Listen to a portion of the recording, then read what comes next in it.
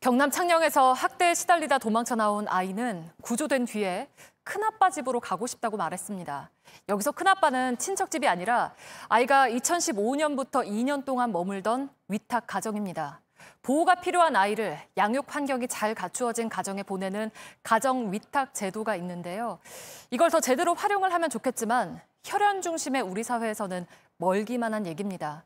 위탁 기간이 끝나기 전에라도 친부모가 원하면 언제든 아이를 데려갈 수가 있고 결국 폭력의 고리를 끊어낼 수가 없는 겁니다. 먼저 이수진 기자가 보도합니다.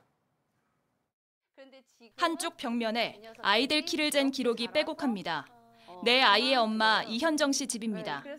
우리 집에 딸이 둘이 있고요. 아들 둘이 제 안으로 온 거죠. 이 씨는 두 아이를 위탁받아 키웠습니다. 하지만 그중 한 명은 2년 만에 떠나보내야 했습니다. 재혼한 친아버지가 데리고 간 겁니다. 친아버지의 상황이 아이를 키우기엔 아직 적절치 않아 보였지만 막을 방법이 없었습니다. 안 불안했다 그러면 거짓말이고요. 종결해야 되는구나. 저희는 그냥 통보를 받은 거였기 때문에. 결국 아이는 2년 만에 다시 위탁 가정으로 돌아왔습니다. 아동복지법상 친부모가 친권을 주장하면 아이를 돌려보내야 합니다.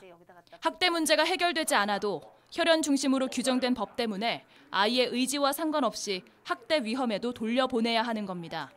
학대하던 가정이 갑자기 부모 양육 태도가 바뀌어서 아이를 잘 양육한다든가 이렇게 할 수는 없잖아요.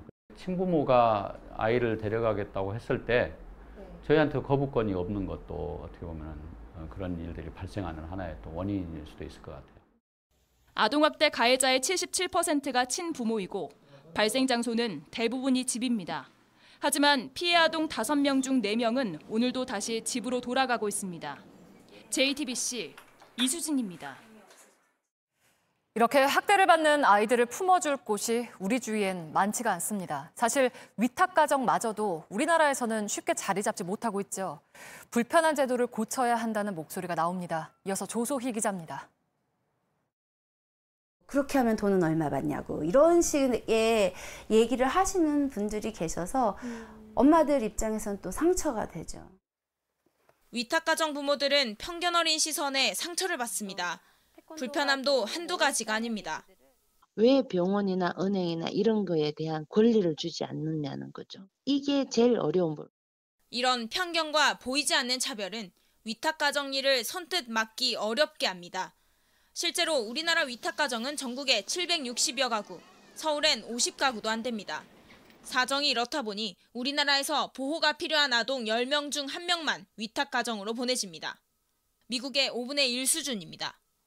일반 위탁을 할 사람이 없어서 시설을 보낸다거나 친인척 위탁이나 대리 양육에 남기는 경우들이 있거든요. 그런 거는 절대 있어서는 안 되는 게 아닌가 싶어요. 최근 정치권은 아동복지법 개정을 추진하고 있습니다.